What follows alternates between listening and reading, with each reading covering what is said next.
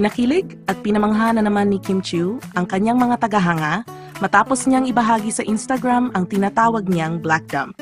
Sa naturang post, makikita si Kim na naka-all black outfit. Bagay na bagay sa kanyang elegante at classy na dating.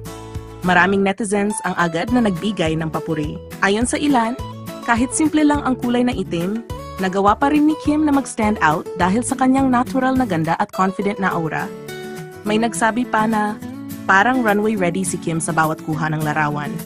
Dagdag pa rito, napansin din ng iba na tila mas daring at sophisticated ang vibe ng actress sa kanyang all-black look.